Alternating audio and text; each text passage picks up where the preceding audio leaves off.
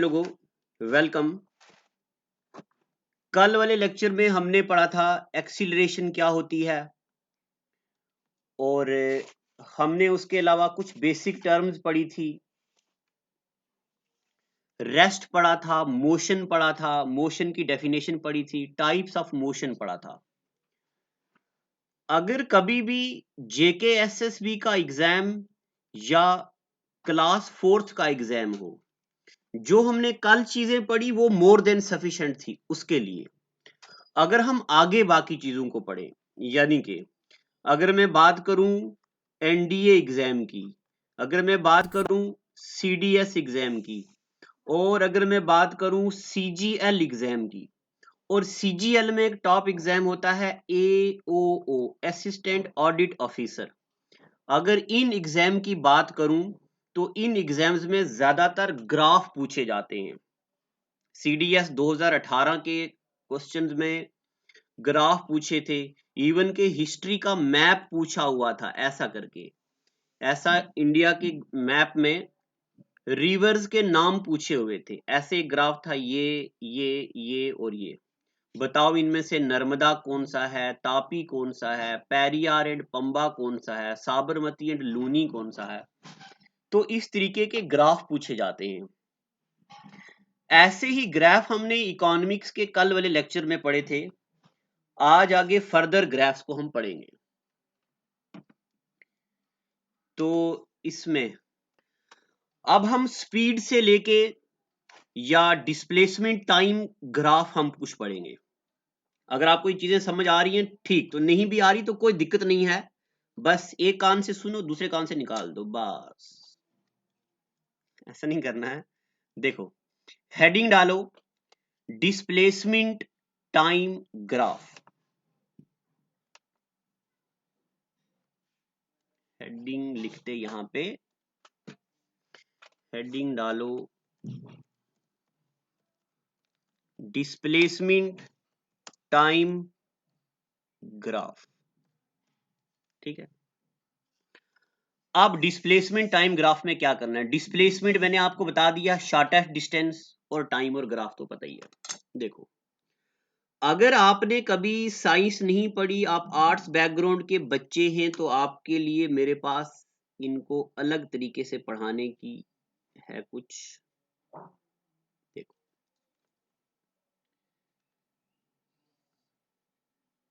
ये ले लिया एक्स एक्सिस और ये ले लिया हमने वाई एक्सिस।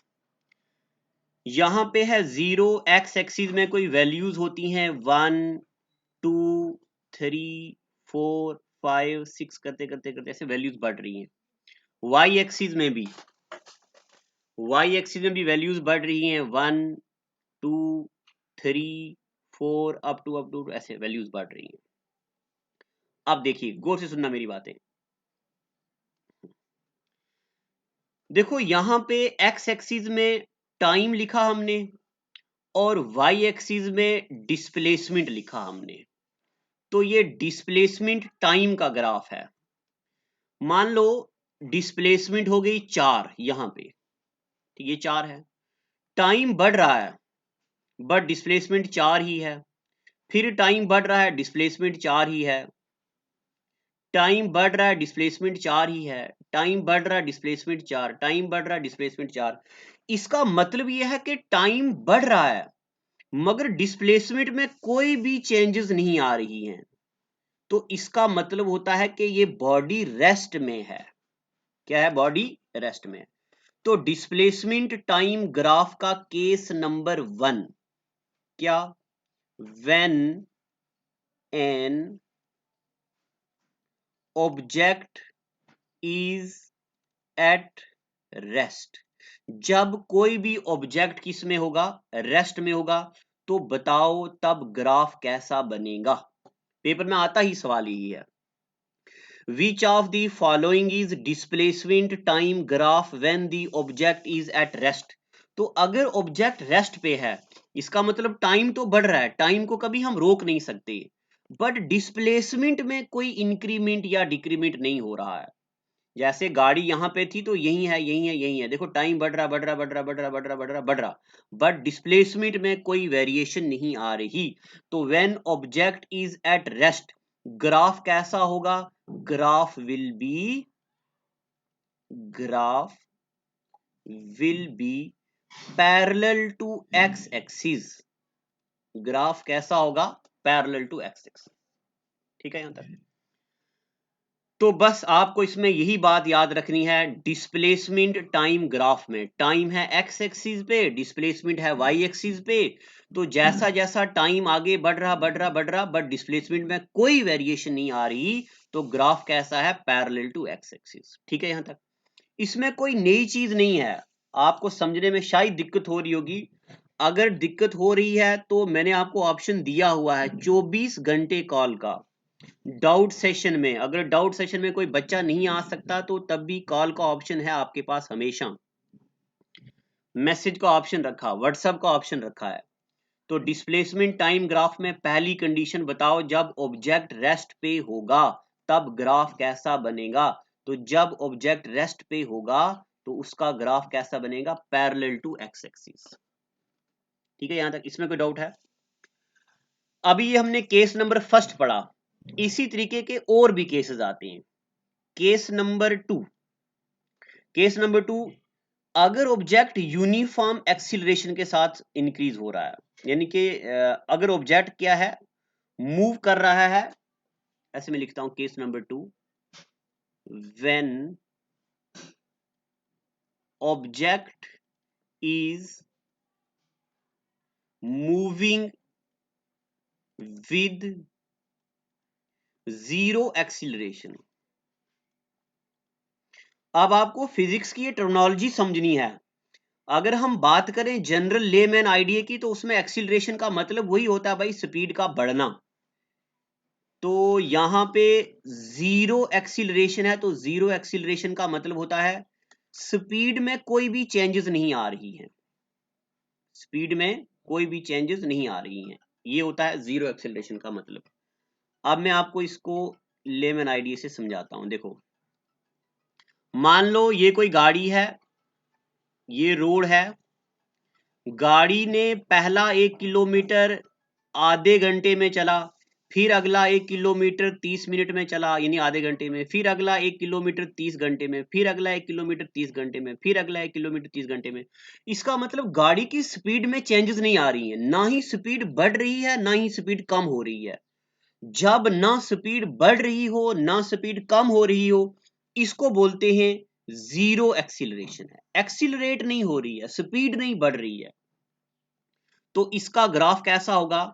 ये वाई एक्सिस, ये एक्स एक्सिस, एक्स एक्सिस पे कोई वैल्यू, वाई एक्सिस पे कोई वैल्यूज, तो इसका ग्राफ होगा सीधा स्ट्रेट लाइन, बट जीरो से नहीं, यहां से। ये है, ये कौन सा ग्राफ है? When object is moving with zero acceleration, जो स्ट्रेट लाइन है बिल्कुल सीधी ऊपर की तरफ जा रही है। अब पेपर में क्या आएगा? पेपर में ऐसे ढेर सारे ग्राफ आते हैं और वो पूछता है बताओ विच of the following is graph for zero acceleration. कौन सा ग्राफ है जो पॉजिटिव एक्सीलरेशन बताता है, कौन सा ग्राफ है जो नेगेटिव एक्सीलरेशन बताता है? तो पहला वाला ग्राफ जो है ये बॉडी रेस्ट में बता रहा है, दूसरा वाला ग्राफ बता रहा है कि बॉडी मूव कर रही है बट स्पीड में इंक्रीमेंट नहीं हो रहा। देखो बिल्कुल कांस्टेंट, जितना जितना एक्स उतना उतना वाई इंक्रीज हो रहा है। अब आपके जहन में एक डाउट आ रहा है कि ये यहां से क्यों नहीं शुरू हुआ, जीरो से क्यों नहीं शुरू हुआ?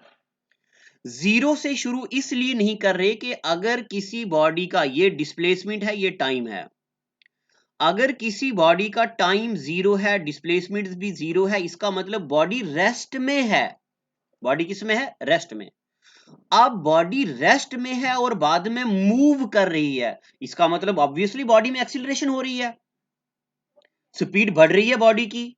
तो इसलिए इस ग्राफ को हम जीरो से नहीं शुरू कर रहे। ये वाली बातें आज की, जरा मैं टेक्निकल बातें कर रहा हूं और आज का सारा लेक्चर जरा टेक्निकल होगा। मैं ये बात मान ही नहीं सकता कि आपको 100% समझ आ जाए। साइंस वाले बच्चे को 90% समझ आएगा और आर्ट्स वाले बच्चे को 70% समझ आ जाएगा। डाउट जब आपको आएंगे आप कॉल करोगे, उसके बाद जाके आपको चीजें और क्लियर होंगी। अब मुझे यहाँ नहीं पता ना आपको यहाँ क्या क्या डाउट है, तो जब आप कॉल करोगे आप मुझे बताएंगे सर इसमें यहाँ से क्यों नहीं शुरू किया। अच्छा, इसमें भी आप पूछ सकते हो यहाँ से ग्राफ क्यों नहीं शुरू किया। भाई ग्राफ यहाँ से शुरू करते तो इसका मतलब बॉडी पहले से ही रेस्ट में है। यहाँ का मतलब है पहले से रेस्ट में नहीं है, मूव कर रही है, यानी कि यहाँ पे कोई डिस्प्लेसमेंट, इतना डिस्प्लेसमेंट कवर कर दिया है बॉडी ने। यहां तक ठीक है। दो केस हो गए। Case number 3, when object is moving with positive acceleration, when object is moving with positive acceleration। अब पॉजिटिव एक्सीलरेशन का मतलब क्या होता है कि बॉडी की स्पीड बढ़ रही है। पॉजिटिव एक्सीलरेशन दो किस्म का होता, एक होता पॉजिटिव एक्सीलरेशन, एक होता नेगेटिव एक्सीलरेशन। अभी हम पॉजिटिव एक्सीलरेशन की बात कर रहे हैं। ये एक्स एक्सिस और वाई एक्सिस है, बॉडी ने पहले से ही ये टाइम है और ये स्पीड है। बॉडी पहले ही किसी खास डिस्टेंस पे है। आप देखो बॉडी आगे चल रही, अब थोड़ी सी टाइम के बाद बॉडी का टाइम कम चल रहा है बट स्पीड ज्यादा होगी बॉडी की। देखो बॉडी ऊपर जा रही है, एक्सीलरेट हो रही है। जब कोई गाड़ी कम टाइम में ज्यादा डिस्टेंस कवर करे, इसका मतलब उसमें पॉजिटिव एक्सीलरेशन होता है। और जब कोई बॉडी ज्यादा टाइम में कम डिस्टेंस कवर करे तो इसका मतलब नेगेटिव एक्सीलरेशन होता है। ये है किसका ग्राफ, पॉजिटिव एक्सीलरेशन का। यहां से शार्प बेंड नहीं है, थोड़ा सा ऐसे वाला बेंड है। तो पहला वाला graph body is at rest, दूसरा वाला graph body is moving with zero acceleration, यानी कि स्पीड में कोई इंक्रीमेंट या डिक्रीमेंट नहीं है। यहां पे body is moving with positive acceleration, speed बढ़ रही है। अब एक ग्राफ एंड वाला पढ़ेंगे हम, यानी कि case number 4, when body is moving with negative acceleration, when body is moving with negative acceleration। अच्छा, मुझे आप बच्चों का जरा जोश ठंडा भी होता दिख रहा है। वो कहते हैं पहाड़ी में नस्ल कहावत है कि नया नया मौलवी ज्यादा नमाजें पढ़ता है।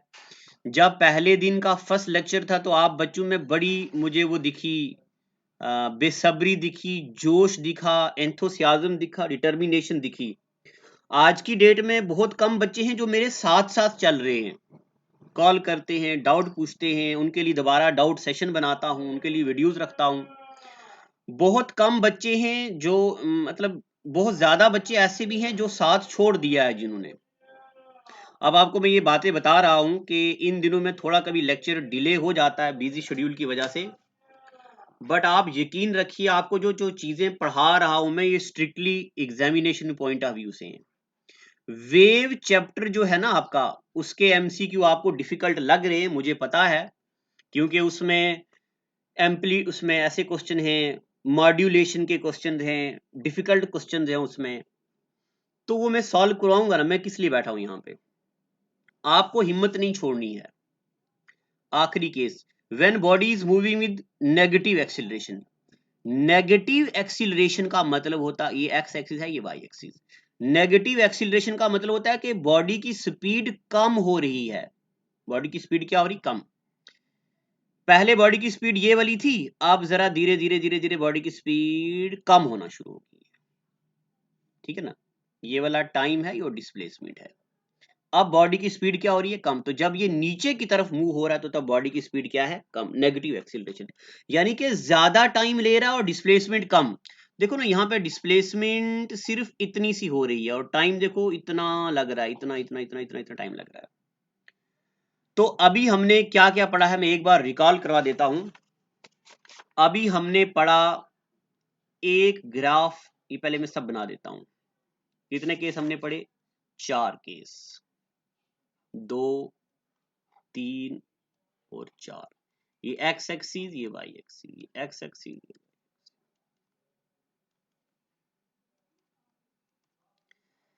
पेपर में आएगा कि बताइए इनमें से कौन सा ग्राफ ऐसा है जिसमें ऑब्जेक्ट रेस्ट पे है, तो सीधा पेपर में आता कौन सा ग्राफ ऐसा है जिसमें बॉडी जीरो एक्सीलरेशन के साथ मूव कर रही है, तो बिल्कुल बॉडी शुरू से ऊपर और कांस्टेंट चल रही है, ये वाला। कौन सा ग्राफ ऐसा है जिसमें पॉजिटिव एक्सीलरेशन है, तो ये वाला देखो पॉजिटिव एक्सीलरेशन, स्पीड बढ़ रही है। कौन सा ग्राफ ऐसा है जिसमें नेगेटिव एक्सीलरेशन है, तो ये नीचे नेगेटिव एक्सीलरेशन है। ये 4 ग्राफ्स याद रखने हैं, एक तो ये। इसके अलावा अब मैं ले चलता हूं आपको 9th क्लास की तरफ, यानी कि आप याद करो अपना वो लम्हा जब आप 9th क्लास में थे। 9th क्लास में भी आपने पढ़ा था ग्रेविटेशन चैप्टर, और 9th क्लास में आपने पढ़ा था मोशन चैप्टर। वहां आपने पढ़ा था एक टॉपिक इक्वेशन ऑफ मोशंस। मुझे याद है जब मैं 9th क्लास में था तो I swear I still remember my pens, my notebooks, my teachers and my classrooms. मेरे जब मैं 9th में था तो मेरे टीचर थे जिनका नाम था J Krishna sir, he was from Kerala. इतने न्यूमेरिकल्स हमें देते थे ना इस इक्वेशन ऑफ मोशंस पे, हमें पता ही नहीं चलता था कि मास्टर क्या बोल रहा है। कभी कभी बोलते थे मास्टर सटिया गए हो का। अब उनको हमारी जबान समझ नहीं आती थी, उनको आती अंग्रेजी, यानी कि उनका हिंदी में हाथ तंग और हमारा अंग्रेजी में हाथ तंग। बड़ी मुश्किल से गुजारा किया। अब देखो इक्वेशंस ऑफ मोशन, इक्वेशंस के बारे में मैंने आपको मैथ्स में बताया था, ऐसी चीज को इक्वेशन बोलते हैं जिसके बीच में इक्वल टू लगा हो, इक्वल टू का साइन हो तो वो इक्वेशन होती है, ठीक है ना। अब मैं आपको 3 इक्वेशंस ऑफ मोशन बताऊंगा और आपको सिर्फ उन मोशन इक्वेशंस के नाम ही याद रखने हैं बस। देखो पहले एक बात याद रखो, फिजिक्स में इनिशियल वेलोसिटी को रिप्रेजेंट करते हैं u के साथ, और फिजिक्स में फाइनल वेलोसिटी को रिप्रेजेंट करते हैं v के साथ। अब ये इनिशियल वेलोसिटी क्या होता, फाइनल वेलोसिटी क्या होता। ये कोई बॉडी है, यहां से चल रही गाड़ी, चल रही यहां पहुंची। जिस वेलोसिटी के साथ गाड़ी चली उसको बोलते हैं इनिशियल वेलोसिटी यानी कि u, और जिसके साथ गाड़ी रुकी उसको बोलते हैं फाइनल वेलोसिटी यानी कि v। अब आपके जहन में एक बात आ रही होगी कि मास्टर जी का नौटंकी चल रही। जब आप हमें लाइट चैप्टर पढ़ाए थे तब आपने बताया object distance is represented by u and image distance is represented by v। आज बता रहे initial velocity represented by u, final velocity represented by v। का है ये? तो ये सिर्फ टर्मिनोलॉजी है, फिजिक्स की टर्मिनोलॉजी है, इसमें कोई हार्ड एंड फास्ट रूल नहीं है। बट कभी कभार अगर एग्जाम में न्यूमेरिकल आ जाता है तो उसमें यही टर्मिनोलॉजी एग्जामिनर यूज करता है। अब देखो इक्वेशन ऑफ मोशन 3 होती हैं। एक इक्वेशन ऑफ मोशन है v equal to U plus A T. 11th class में अगर आपने फिजिक्स पढ़ी है तो आपने इसको 2 तरीकों से प्रूफ भी किया है। एक प्रूफ होता है ग्राफिकल प्रूफ और एक होता है एनालिटिकल प्रूफ। दोनों तरीकों से आपने इसको प्रूफ भी किया है, बट अब हम यहाँ पे प्रूफ नहीं करने वाले हैं क्योंकि हमारे पेपर में ये नहीं आता state and prove the following identity, state and prove the following equation. हमारे एग्जाम में आता है which of the following is displacement time equation, which of the following is velocity time equation, नाम पूछे जाते हैं या कभी कभार को न्यूमेरिकल भी बताते हैं। एक है v equal to U plus A T, एक होता है s equal to U T plus 1/2 AT square, और एक होता v square minus u square equal to 2as। डरना नहीं है, ये मुश्किल चीजें नहीं है, ये बहुत सिंपल हैं। अभी मैंने ये पढ़ाया नहीं, अभी सिर्फ लिखवाया है। देखो v क्या होता है, फाइनल वेलोसिटी, u क्या होता है, इनिशियल वेलोसिटी। अब जरा एक आप मेरी नजर से एक चीज देखो, ये चीजें मैं आपको पहली बार नहीं पढ़ा रहा हूं, ये तो आपने पढ़ा है सब कुछ। सिर्फ टीचर का ये रोल होता है कि वो अलग नजरिए से आपको दिखाता है। देखो पहली इक्वेशन में a है, दूसरी इक्वेशन में भी a है, तीसरी इक्वेशन में भी ए है, यानी कि एक यूनिक चीज है जो तीनों में है ना, तीनों में ए। बट यहां पे देखो इसमें टी है, मैं कलर दूसरा लेता हूं, ये इसमें टी है, इसमें भी टी है, यहां पे टी नहीं है, नहीं है ना। इसमें एस है, इसमें एस है, इसमें एस नहीं है। तो इसमें क्या क्या है, वेलोसिटी है और क्या है, टाइम है। मैं लिखता हूं, इस इक्वेशन में एक तो वेलोसिटी है और दूसरा क्या है, टाइम है। इस इक्वेशन में एक तो डिस्प्लेसमेंट है और दूसरा क्या है, टाइम है। एक्सीलरेशन को स्किप कर दिया क्योंकि तीनों में है। इसमें क्या है, इसमें एक वेलोसिटी है और दूसरा क्या है, डिस्प्लेसमेंट है। इसलिए पहली इक्वेशन को बोलते हैं वेलोसिटी टाइम इक्वेशन। क्या बोलते हैं इसको, वेलोसिटी टाइम इक्वेशन। इसको क्या बोलते, इसको बोलते डिस्प्लेसमेंट टाइम इक्वेशन। क्या बोलते हैं इसको, डिस्प्लेसमेंट टाइम इक्वेशन। इसको क्या बोलते, इसको बोलते वेलोसिटी डिस्प्लेसमेंट इक्वेशन। ये तीनों के अलग अलग नाम हैं। 9th क्लास की नरिंद्रा की गाइड में या 11th क्लास की प्रदीप की या एनसीईआरटी की बुक में ये चीजें लिखी हैं और इनका प्रूफ भी है। अगर मैं आपको 9th क्लास पढ़ा रहा होता तो मैं आपको इसका प्रूफ करवाता, इसका प्रूफ करवाता, इसका प्रूफ करवाता। बट एग्जाम में क्वेश्चन एग्जाम की डिमांड के मुताबिक पूछे जाते हैं। अब मैं उम्मीद करता हूं कि आपको ये पता चल गया, ये पता चल गया, ये पता चल गया। टेक्निकल चीजें हैं, मैं फिर से बोल रहा हूं, 2 बार लेक्चर सुनना तब आपको समझ आएगा। एक बार में ये समझना पॉसिबल नहीं है, दिस इज नॉट पॉसिबल। हाँ, अगर आपको एक ही बार में समझ आ गया, 90% समझ आ गया, इसका मतलब आप बच्चे क्या हो, धुरंधर बच्चे हो, सुपर सुपर और डुपर। अब अगर कभी कभार न्यूमेरिकल आया तो पहले तो न्यूमेरिकल आएगा नहीं, जनरली न्यूमेरिकल नहीं आता है, सिर्फ आईबी इंटेलिजेंस ब्यूरो के पेपर में इसमें से न्यूमेरिकल आते हैं या एनडीए सीडीएस में कभी कभार आ जाते हैं। अब जब न्यूमेरिकल आया होगा तो मैं आपको प्रीवियस ईयर क्वेश्चंस करवाऊंगा, उसमें न्यूमेरिकल सॉल्व करवाऊंगा, ठीक है। अब जरा हल्का सा मैं आपको आइडिया दे देता हूं। देखो, एक बॉडी है जो चली 10 किलोमीटर पर सेकंड की 10 किलोमीटर पर आवर की वेलोसिटी के साथ, रुकी 30 किलोमीटर पर आवर की वेलोसिटी के साथ। उस बॉडी की एक्सीलरेशन थी 6 किलोमीटर, बताओ 6 मीटर पर सेकंड स्क्वायर। बताओ टाइम कितना लगा उसको चलने में। यानी कि 1 2 3 चीजें दी हैं, चौथी निकालनी होती है। बट जनरली आप इन चीजों में मत पढ़ो अभी। अभी आप सिर्फ इनका नाम याद रखो, velocity time equation, displacement time equation और वेलोसिटी डिस्प्लेसमेंट इक्वेशन। यहां तक हो गया। अब मैं बातें करने जा रहा हूं थोड़ी और हाई लेवल की, जिसमें डायरेक्ट पेपर में एमसीक्यू पूछता एग्जामिनर। कैसे कैसे एमसीक्यू पूछता है जरा देखते चले जाओ। देखो, यहां पे ये कोई पत्थर है, दिस इज एनी स्टोन। इसको हवा में हमने फेंका, पत्थर को हवा में फेंका, पत्थर यहां आया, यहां आया, यहां आया, यहां आया, यहां आया। जब पत्थर यहां आया ना, फिर वो आहिस्ता आहिस्ता आहिस्ता आहिस्ता नीचे गिरने लगता है। पत्थर क्या होने लगता है, नीचे गिरने लगता है। तो ये पत्थर आया और यहां गिर गया, ठीक है।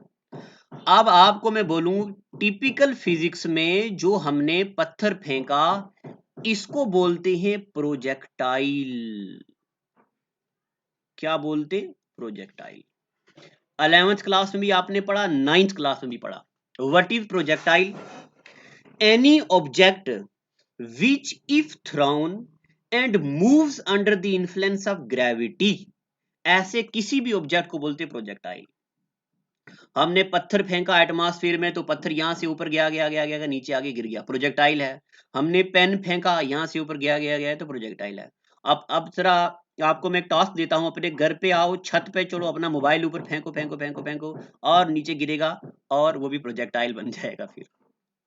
ठीक है, 10-12 पीस हो जाएंगे तो उठा के रख लेना।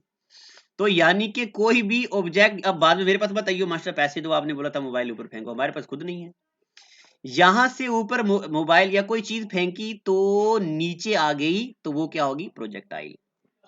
अब इस प्रोजेक्टाइल से रिलेटेड कुछ टर्में डायरेक्ट पेपर में पूछी जाती हैं। क्या क्या, देखो, ये वो मैक्सिमम हाइट है जो कोई प्रोजेक्टाइल चला, यहां से लेके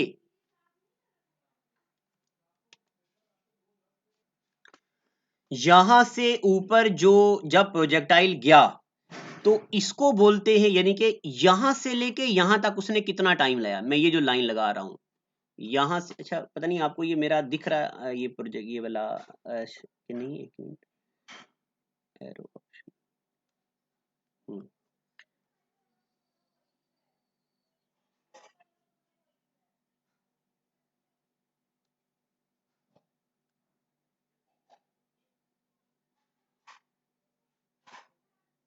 चलो,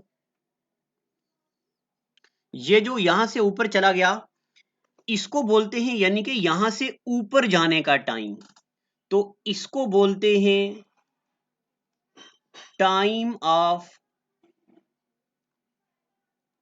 एक्सेंट। क्या बोलते हैं इसको, टाइम ऑफ एक्सेंट। मैं पहले एक बार आपको ये सारा बता देता हूं, फिर मैं इसके फार्मूले लिखूंगा। इसको बोलते हैं टाइम ऑफ एक्सेंट। और यहां से ये जो नीचे आ रहा रेड कलर वाला, ये इसको बोलते फिजिक्स में टाइम ऑफ डिसेंट। यह टाइम ऑफ एक्सेंट और यह टाइम ऑफ डिसेंट। अब पेपर में एग्जामिनर पूछता कि बताओ टाइम ऑफ एक्सेंट का फार्मूला क्या है, तो टाइम ऑफ एक्सेंट को लिखते टी ए, इसका फार्मूला है u sine theta divided by g. अब u का मतलब होता है इनिशियल वेलोसिटी, और साइन थीटा का मतलब होता है वो वाला एंगल जो इस ऑब्जेक्ट ने सेंटर ग्राउंड के साथ बनाया, और g का मतलब होता है एक्सीलरेशन ड्यू टू ग्रेविटी। ये फार्मूला याद रखना। और टाइम ऑफ डिसेंट का फार्मूला क्या होता, टी डी। देखो, यहां से ऑब्जेक्ट गया यहां पे, यहां पे, यहां पे, यहां पे, यहां पे, यहां पे, यहां पे। अब आपको पता है ऑब्जेक्ट यहां पे क्यों रुक गया है, क्योंकि ऑब्जेक्ट की जो वेलोसिटी थी ना, यहां पे आके वो खत्म हो गई है, ऑब्जेक्ट की वेलोसिटी जीरो होने लगी है, एनर्जी खत्म हो गई है। अब यहां से फिर शुरू होने लगा है, तो अब जब यहां से नीचे जाने लगेगा ऑब्जेक्ट, तो यहां पे उसकी वेलोसिटी को फिर हम इनिशियल वेलोसिटी बोलेंगे, तो इसको बोलेंगे u sine theta divided by g. अब आप बोल रहे होंगे मास्टर जी ई का अभी वही ऊपर लिखे, अभी यही नीचे लिख रहे हो। जितना टाइम ऑब्जेक्ट यहां से ऊपर जाने में लगाता है उतना ही टाइम वहां से नीचे आने में लगाता है। यानी कि in nutshell time of ascent is always equal to time of descent. ये पॉइंट भी आपको याद है। टाइम ऑफ एक्सेंट ये होता है u sine theta upon G, time of descent formula होता है u sine theta upon G, और time of ascent is always equal to time of descent. ये तीन फार्मूले। और टाइम ऑफ एक्सेंट और डिसेंट मैंने आपको बता दिया, नीचे से ऊपर जाने के टाइम को बोलते हैं टाइम ऑफ एक्सेंट, और उसके बाद ऊपर से नीचे आने को टाइम को बोलते हैं टाइम ऑफ डिसेंट। एक तो ये बातें आपको याद रखनी, और एक बात आपको याद रखनी है, अब इसका प्रूफ भी है, बट प्रूफ इसका 11th क्लास में है। अगर मैं इसका प्रूफ करूंगा तो ये बहुत टाइम लगेगा और आपको कंफ्यूज भी कर सकता है, इसलिए आप ये मतलब अब दूसरा दूसरा यानी कि point number 1, point number 2, point number 3। अब पॉइंट नंबर 4 पे आते हैं। देखो, ऑब्जेक्ट ने, मैं इसी को दोबारा से बताता हूं, यहां से पत्थर फेंका हवा में, प्रोजेक्टाइल फेंका, तो यह गिरा गिरा गिरा ऊपर, ये वापस आ गया। अब अब इस ऑब्जेक्ट ने यहां से यहां जाने में कितना टाइम लिया, उस टाइम को बोलते हम टाइम ऑफ फ्लाइट। क्या बोलते हैं उसको, टाइम ऑफ फ्लाइट। अब टाइम ऑफ फ्लाइट क्या है भाई, कुछ भी नहीं है, ये है time of ascent plus time of descent.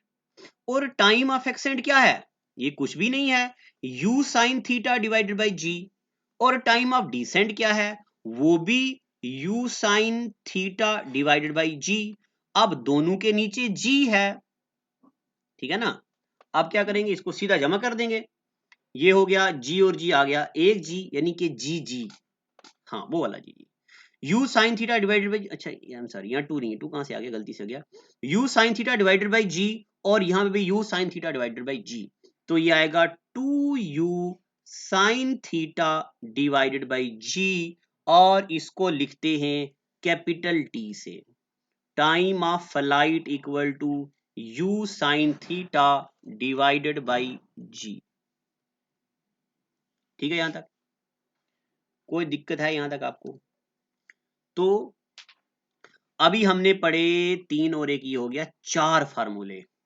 Time of accent ऊपर जाने वाला टाइम, टाइम ऑफ डिसेंट ऊपर से नीचे आने वाला टाइम, और time of ascent is equal to time of descent, time of flight यानी कि पूरा यहां से लेके यहां तक कितना टाइम लिया इसने, उसको बोलते हैं टाइम ऑफ फ्लाइट। ठीक है यहां तक। अब एक फार्मूला आपको और, 2 फार्मूले और पढ़ने हैं, ये मैं इनका आपको ज्यादा कंसेप्ट नहीं बता रहा हूं, मैं आपको सिर्फ ट्राई करवा रहा हूं फार्मूला याद करवाने, क्योंकि पेपर में अगर आता है तो कभी कभार ये फार्मूला आ जाता है। अब एक फार्मूला मैं आपको याद करवाना चाहता हूं, next, maximum height. Maximum height यानी कि ये कोई प्रोजेक्टाइल को फेंका हमने, ये ऊपर गया, ये मैक्सिमम हाइट ली, अब इसके बाद ये आ गया नीचे। ठीक है ना। तो अब आप पहले मुझे बताओ मैक्सिमम हाइट कौन सी होगी इसमें, ये वाली, यानी कि ये अगर ग्राउंड है तो मैक्सिमम हाइट कौन सी होगी, ये वाली। अब मैक्सिमम हाइट का एक फार्मूला है, सिंपल फार्मूला याद रखना है, maximum height h equal to u square sine square theta divided by 2g। ठीक है ना, u square sine square theta divided by 2g। अब ये कैसे आया ये मत पूछिएगा, इसका एक बहुत लंबा चौड़ा इसका एक्सप्रेशन है, वो एक्सप्रेशन हम करते हैं, बट अभी आप इसको रहने दो, आप सिर्फ फार्मूला याद रखो, which of the following is maximum height, तो maximum height h equal to u square sine square theta divided by 2g। ठीक है यहां तक। अब सेकंड लास्ट यानी कि व्हाट इज रेंज। अब रेंज का क्या मतलब होता है, यहां से कोई पत्थर फेंका तो पत्थर यहां गिर गया, अब यहां से कोई पत्थर फेंका तो यहां गिर गया, यहां से पत्थर फेंका तो यहां गिर गया, अब ये देखो ये पास गिरा, ये थोड़ा सा दूर गिरा, ये वाला थोड़ा सा और दूर गिरा, तो ये जो डिस्टेंस है, अब मैं इसको दूसरे कलर से लिखता हूं, समझ आ रही है ना आपको कि नहीं, ये वाला जो डिस्टेंस है ये, इसको बोलते हैं रेंज, ये वाला जो डिस्टेंस है इसको बोलते रेंज, ये जो डिस्टेंस है इसको बोलते रेंज। अब रेंज का formula R equal to u square sine 2 theta divided by g. इसमें और ऊपर वाले फार्मूले में देखो एक अल्टरेशन है, यहां पे 2 नीचे था, यहां पे 2 नीचे नहीं है, और यहां पे 2 साइन के साथ आ गया है। अब इसका भी एक थ्योरम है, ये भी थ्योरम है, बट यहां पे थ्योरम हम प्रूफ नहीं कर रहे, फार्मूला याद कर रहे। अगर आपके जहन में ये आ रहा है कि मास्टर आपने इसका कंसेप्ट नहीं दिया, सीधा फार्मूला लिखा रहे हो, तो आप जरा मुझे ये बताओ, अगर आपने 10th में मैथ्स पढ़ा है तो ठीक है, अगर नहीं पढ़ा तो जरा मुझे ये बताओ, पाइथागोरस थ्योरम ना, चलो वो तो आपने पढ़ा ही है, क्या पूछूं आपसे, बहुत सारे फार्मूले ऐसे हैं ना यार जो आपने नहीं पढ़े, जैसे जब आप सिंपल इंटरेस्ट कंपाउंड इंटरेस्ट पढ़ोगे तो, जैसे देखो सिंपल इंटरेस्ट का फार्मूला है P into R into T divided by 100। भाई क्या प्रूफ है आपके पास कि ये फार्मूला ये है? आपको ये मुश्किल इसलिए नहीं लग रहा क्योंकि आप ये बचपन से सुनते चले आ रहे हो, और ये मुश्किल इसलिए लग रहा है क्योंकि आप पहली बार सुन रहे हो। तो कोई दिक्कत नहीं, सुन लो 2-3 बार, अब आप बड़े हो गए हो, जवान हो गए हो, मैं तो अभी छोटा हूं बेचारा, 16 साल का हूं, आप तो बड़े हो गए। तो रेंज का फार्मूला है R equal to u square sine 2 theta divided by g. अब एक आखिरी point, maximum range, maximum range. अब देखो, अब मैं आपको एक कंसेप्ट भी बताने जा रहा हूं, मैक्सिमम रेंज क्या क्या मतलब होता है, यानी कि प्रोजेक्टाइल दूर कब जाएगा, हमें दूर भेजना है चीज को, दूर, हाइट पे नहीं, मैक्सिमम दूरी तय करवानी है। तो अब ये डिपेंड करता, देखो एक तो इनिशियल वेलोसिटी पे, एक एक्सीलरेशन ड्यू टू ग्रेविटी पे तो करता है, दूसरा साइन ऑफ एंगल, क्या, साइन ऑफ एंगल। अब आपको पता है साइन थीटा मैक्सिमम कब होता है, तो मैं ज्यादा डिटेल में तो नहीं जाऊंगा, अगर इस पे मैं चाहूं तो 1 घंटा आपको पढ़ाता चला जाऊं, बट याद करो 10वीं क्लास का वो दिन, sine 00, sine 30, sine 45, sine 60, sine 90, sine 00, sine 30 1/2, sine 45 1/√2, sine 60 √3/2 और साइन 91, साइन 91। अब मैं आपसे एक सवाल पूछने जा रहा हूं, मुझे बताओ साइन की मैक्सिमम वैल्यू कब होती है, जब साइन होता 90, बाकी सारे एक से छोटे हैं, साइन की मैक्सिमम वैल्यू कब होती है, जब साइन होता 90। अब आप मुझे बताओ, यहां हमें करना है साइन 2 थीटा को बनाना है 90, तो मुझे बताओ थीटा की वैल्यू क्या होगी, थीटा की वैल्यू क्या होगी बताओ। साइन 2 थीटा को बनाना है 90, ऐसे मैं लिखता हूं, साइन 2 थीटा को बनाना है 90, थीटा की वैल्यू क्या होगी। अब आप में से जो बच्चे तेज हैं उनके जहन में फौरन आ गया, मास्टर जी अगर थीटा होगा 45 डिग्री तो 45 दूने 90, साइन होगा मैक्सिमम, जब साइन थीटा होगा मैक्सिमम तब प्रोजेक्टाइल पड़ेगा दूर, यानी के मैक्सिमम रेंज विल बी कब, if theta equal to 45 degree, तब फार्मूला क्या बनेगा, R maximum equal to u square. अब साइन थीटा कितना हो गया 90, तो साइन 90 होता 1, तो यू स्क्वायर डिवाइडेड बाई जी, ये फार्मूला बन गया। ठीक है यहां तक, तो यू स्क्वायर डिवाइडेड बाई जी ये होता मैक्सिमम रेंज का फार्मूला, ये होता रेंज का फार्मूला, ये होता मैक्सिमम हाइट का फार्मूला। आज वाली फिजिक्स जरा टिपिकल है, फार्मूला बेस्ड है, कंसेप्ट नहीं है, चीजें याद करने वाली हैं, तो जहां आपको डाउट लगेगा वहां आप पूछेंगे। अब नेक्स्ट लेक्चर में अगर आपके इसके कोई डाउट है तो मैं वो क्लियर करूंगा, उसके बाद वेव्स के जो एमसीक्यू दिए हैं मैं आपको वो भी पढ़ाऊंगा, यानी कि अब हम वेव्स के एमसीक्यू पढ़ेंगे और इसको आगे फर्दर डाउट क्लियर करेंगे, और फिर इसके बाद हम देखते हैं आगे फर्दर क्या पढ़ना है। तो आज के लिए इतना ही, thank you and God bless you.